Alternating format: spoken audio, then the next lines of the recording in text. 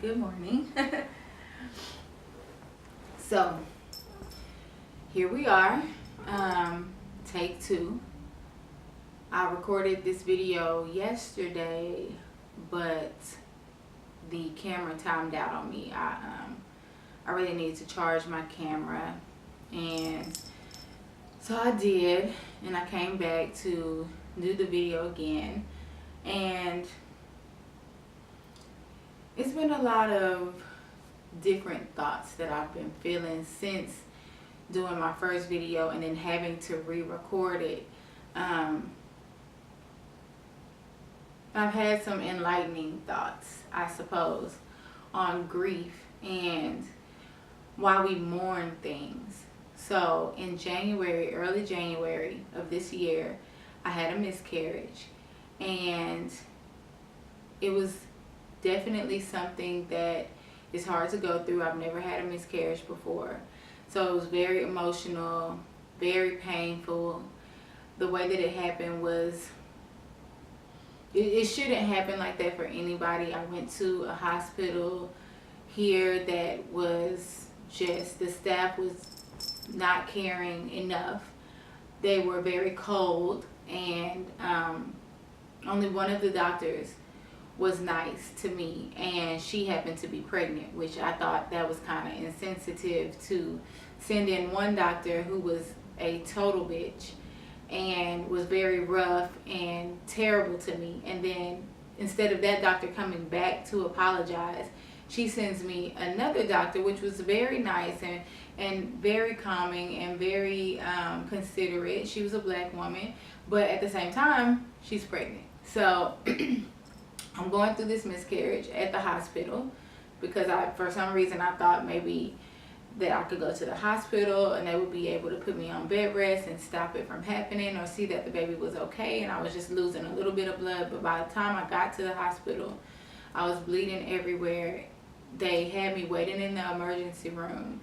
So I literally lost my baby on an emergency room chair, floor, and then bathroom. Not even in the actual triage or in the actual women's emergency clinic that they should have taken me to, but in a bathroom. It was terrible. And then the most terrible thing is that nobody really knew. So today is actually the day that I was supposed to have my baby. This was my due date. I really felt like my dad's birthday is July 29th, and so I really felt like my baby is going to come on my dad's birthday. It's going to be so cool. I'm going to have a Leo baby. Both of my parents are Leos. My moon is in Leo.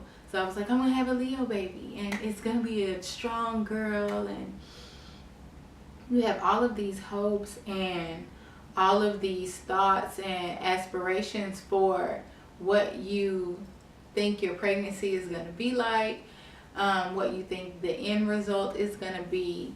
And it's super, super hard when that doesn't happen. But at the same time, instead of being very mournful and very sad, extremely sad because of grief, it's almost like we should be able to turn that around. Like when my mother passed away, it was very sad for me. However, my mother used to tell me as I was growing up that if something ever happened to her, to have a party. Now, because of how she died, she passed away from cancer. It was very hard to just really celebrate. We had a memorial for her, not a funeral. It was a party. I told everybody to dress up and wear white or bright colors, and we had food afterwards and music, and we did a beautiful balloon release with her favorite color, which was purple. And it was just amazing, like, to see how many people came together and had so much beautiful words to write about my mom, which I really need to put that book together because I want to have that for my children. So, you know, doing something in memory of somebody is important. One of the things that was very important to me with my miscarriage was to do something like that.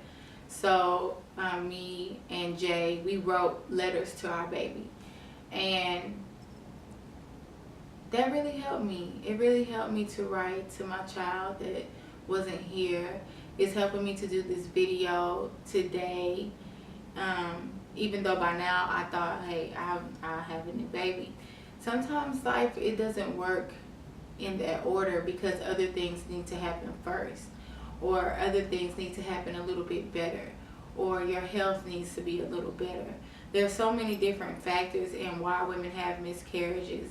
And yes, there are women that have miscarriages all the time and they just go untalked about because it's almost like we should just mourn in silence or grieve in silence. And no, it's not. You shouldn't mourn or grieve in silence, and you should celebrate the fact that a life tried to come to you and through you, and use it to motivate you to do something else, like empower another woman to, go through the process of having a baby, and pray for them and pray for each other too. For me, it was almost like, okay, well, I went through this, and it took me,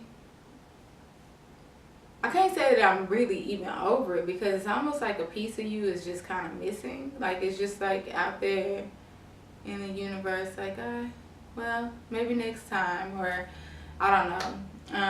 But it definitely feels different. You see people with their babies, like especially little babies, and you're like, oh, that could have been me, or that would have been me by now. Or you see the bump pictures and you're like, oh, I wanted to do this or that. So it's still stuff that I have to recognize. I think it's always something that I'll have to recognize when it comes to that loss.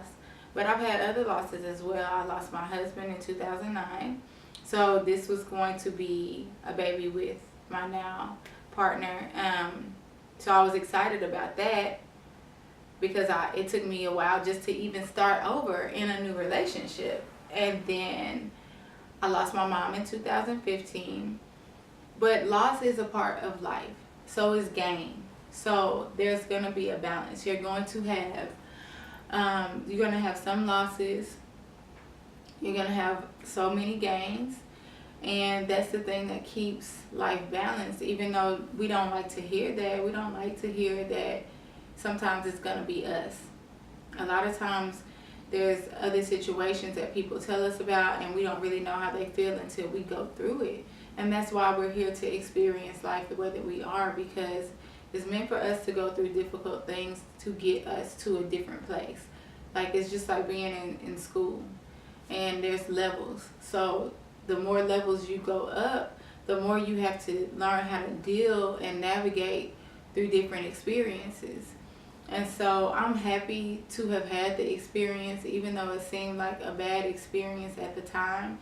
It's something that helps me to see, that this is something that needs to be talked about, number one, and something that other people need to learn how to deal with, because the people around me, they just really didn't know what to do. And I didn't tell a lot of people because I was very quiet about my pregnancy, because I wanted to wait until I was further along to tell people and do a really cool announcement and let people be excited once I was past the scary stages. Because I'm old school. You don't say anything because you don't want anybody to wish bad on you in your first trimester, or you don't want people to be overly excited and stressing you out and touching your stomach and all this stuff. So I was just like, look, I'm gonna wait until I'm like 4 or 5 months and we're past the first trimester. I know what I'm having, and then we're gonna make an announcement, and it's not gonna be all good. I'm gonna ride this thing out.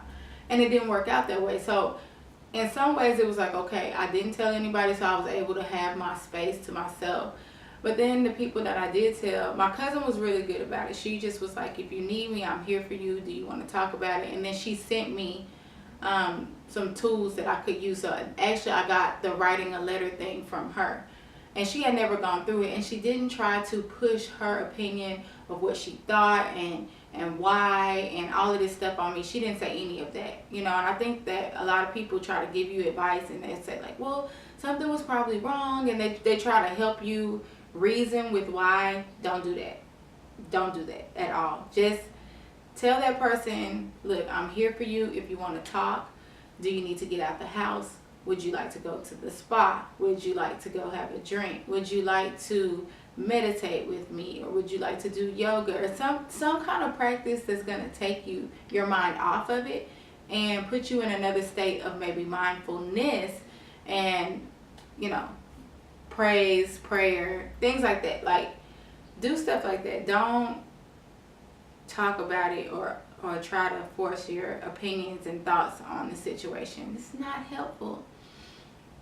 And then, you know, for friends that, if you know your friend has had a miscarriage and then you get pregnant, like, you should definitely celebrate your pregnancy. Just be cautious about, like, overly talking about it, because sometimes we can be insensitive. Like, you can't take it personal that people are going to talk about things, because I don't think people are conscious about how they do things. I think that they just say things to you and they don't know that it hurts you. So you have to either speak up and tell your friend, like, look, I don't want to talk about children right now, or, you know, I don't want to talk about please don't reference your spouse as your husband, because it makes me think about my husband. Can we kind of not talk about that right now? You know, find a way to communicate, or just stop talking to the person for a while, because sometimes it's better to just deal with things how you need to deal with them first, and process your feelings, process your emotions, and then go back into dealing with people. And, you know, if it's still a touchy subject for you, then totally just say something, because people don't know how you feel until you tell them. I'm gonna have to call him back. People won't know how you feel until you tell them. And people don't know that they're being insensitive unless you say, hey, look, you know, I'm going through a lot. I still think about my child a whole lot. I would love if you didn't talk about your baby so much. You know, can we just talk about just life and regular stuff? And just tell them, well, we'll talk at a different time, because I got some stuff that I have to deal with. And recognize that it is you. You know what I'm saying? Like, it's all in how you think of it. You can think of it as, this spirit came to me, and this spirit came to me to change my life. Whether it came to stay, or whether it came to change your life and help you to get to another level in the action of losing the child, you have to recognize that something was here for you to teach you a lesson, and teach you, and I don't mean that in a bad way. Some people really, really love going to school, and some people really hate going to school. But the point about life is that you have to understand is that this school, you don't have an option to opt out. You're going to continue to get lessons and continue to have things come to you and happen to you, so you can experience and learn from it. And so you got to take what happens to you and allow it to make you better. You really, really do. Like, do not let anybody tell you anything different. Like, you can sit around and mope and say, woe is me. And trust me, I did for like 3 weeks. I was just like, I don't want to get out of bed. I'm angry. I'm sad. I'm having all of these emotions. And I still had a lot of pregnancy hormones. Even my pregnancy hormones lasted for 2 months after. I really feel like they kept making me come back to the doctor, because they were like, I don't know if you lost the baby or not. So they had to actively see my HCG levels dropping. So that was like torturous, because, you know, you're thinking like, well, maybe by some miracle I still have a baby, but I didn't. So, oh my God, my face is itching, and I think it's from this cat hair. And I have a funeral to go to today, so it's just one of those somber days. But at the same time, it's celebratory. Like, every time I feel like I want to cry, and even during this recording, you know, like, I feel like that. But then my spirit kind of bounces back to being grateful that I'm still here and I'm able to connect with other people on a subject like this, and a subject as deep as grief, because I don't usually talk about how I've gotten over so many grievous situations in my life, but I've been very blessed to be able to find tools that can help me and possibly help others to get to another level in their grief. You're always going to have this missing space for this person because you held space for something. You held space for your baby. You may have held space for your husband. You may have held space for your mother or your father or your grandparent. You know, you hold space of love for these people, but love is not something that just dies because it's not here in the physical with us. Love is something that is everlasting, it's infinite. It doesn't end because we can't see it. And that's the beautiful thing about God, about the universe. However you deal with your spirituality, you know, I have no judgment towards that. But that's the beautiful thing about it, is that it's infinite. It's never ending. It's a cycle that continues to just flow and go in and out of each other, and it's beautiful. So to be a part of these beautiful experiences, even though we don't see them as beautiful, it's beautiful. It's divine, and it is all for a higher purpose and a reason. And so I hope that if you're going through having a miscarriage or any type of grief, you've had a really hard loss that you're having a problem dealing with, and it's just been heavy for you, try meditation, try Tai Chi, try yoga, try counseling. You know, going to a professional and talking to them, going to a therapist and talking to them is great. It can be a good tool that can help you understand your feelings. They can ask you questions, ask you why you feel that way, help you to process it. You know, write a letter to your loved one. That helps a lot. And remember to always communicate with that energy. Sometimes you can just light a candle and say a prayer. If you don't meditate, meditation and prayer to me is a lot like the same thing. One is more so you want to just silence yourself. You know, deep breathing, not thinking about anything, just allowing yourself to be in the present moment and to utilize the deep breathing to release the stress from your body. So it's not really a lot of thought that goes into meditation. But you can say a prayer before you meditate and have, you know, a feeling of gratefulness and a feeling of wanting to attract abundance in your life. And I'm not talking about material abundance. I'm talking about spiritual abundance. So to me, meditation is prayer. I kind of intertwine the two. But you can always light a candle and just pray and just talk out loud to that person. Because we are spiritual beings having a human experience. We're not, our bodies are just a physical manifestation of where we are. And that's beautiful. Because you can see it, you can see God everywhere, all around you, as a physical manifestation of where we are. But we're spirits, you know, and we're having a spiritual experience too. So you can definitely pray for your loved ones that's not here anymore, and, you know, light a candle for them in memory of them. You know, use their pictures, get a cute shirt made. Okay, so I was giving an example of things that you could do for your baby. So to remember your child, you can write a letter, you could get a small tattoo, you could get a drawing of maybe some footprints.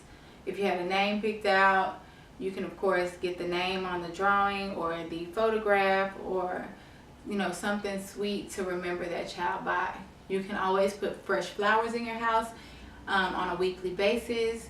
You can light a candle once a week for the memory of your child or your other loved lost one, because this video is about my miscarriage, but it's also about other grief and things that you may have and ways to be able to work those out. So these tools work in so many different ways. Of course, I said at the beginning of the video that I actually, or sometime during the video, I don't know when I said it, but I do have a funeral to go to today. This woman was the cousin of my former husband, And she was a really sweet lady. I remember when I had Kingston, she came to the hospital to see me and she fed me soup because I was so sick. Like, my last pregnancy, which was almost 9 years ago, yeah, it was a tough one, and it left me really worn out. Which, I mean, I could totally have another baby still. That's not why, but I did receive some complications from that pregnancy that did probably play a factor in this one too. So that's another thing. Like, you know, make sure you're healthy. Make sure you take care of yourself.